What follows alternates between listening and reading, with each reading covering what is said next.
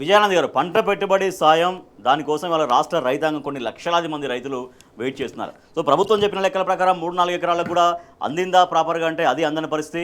కొన్ని చోట్ల కొన్ని ఎకరాలకు పైన గుంటలుంటే ఆ గుంటలకు డబ్బులు పడలేదు, ఎకరాల వరకు పడదు. అది కూడా 2-3 ఎకరాల వరకే పడ్డది. సరే, ఓ 4 ఎకరాల వరకు అనుకున్నా కూడా ఇంకా అనేక మంది రైతులు 5 ఎకరాల వాళ్ళు, 6 ఎకరాల వాళ్ళు, 7 ఎకరాల వాళ్ళు, ఇట్లా కొన్ని లక్షలాది మంది రైతులు ఉన్నారు.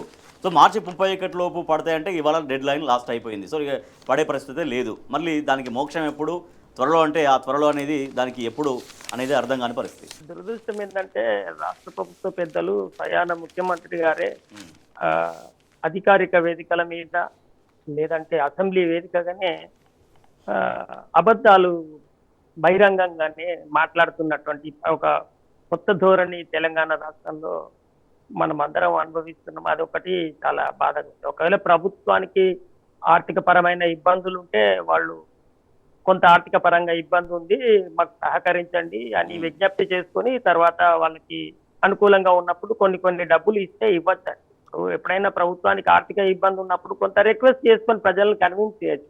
అవును. కానీ బుకాయించి పచ్చి అబద్ధం ఆడి మళ్ళీ అవతల ఏమంటే 3 సార్లు కొట్టి ఒకసారి ఇచ్చేదాన్నే గొప్పదన్నట్టు చెప్పి ఆ సందర్భంగా గతంలో పరిపాలించినటువంటి పరిపాలకులందరినీ తిట్టి ఇట్లాంటి ధోరణి బాగా ప్రదర్శిస్తున్నారు.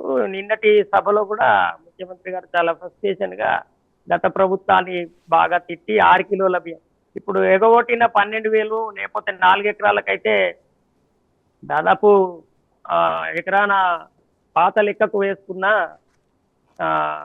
5,000 చొప్పున వేసుకున్న 20,000 రైతులందరూ కూడా దాదాపు వైట్ రేషన్ కార్డు వాళ్ళు ఒక్కొక్కరు 20,000 మునిగినారు బాబు అంటే 6 కిలోల బియ్యమే మహత్కార్యం అన్నట్టుగా దాన్ని చాలా గొప్ప విషయం అన్నట్టుగా ప్రచారం చేసింది.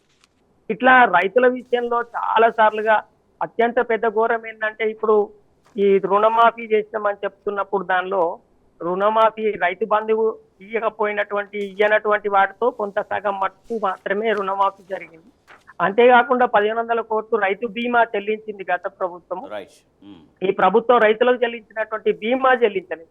ఆ డబ్బులు కూడా ఇవాళ ఈ రైతు బంధు కింద తర్వాత రుణమాఫీ కింద కొన్ని డబ్బులను టాపిక్ కింద వేస్తూ వస్తున్నారు.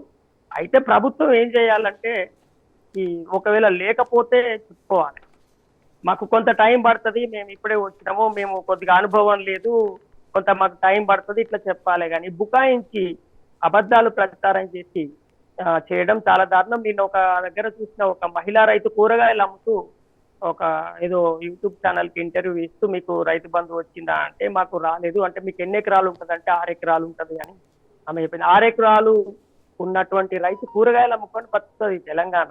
రైట్.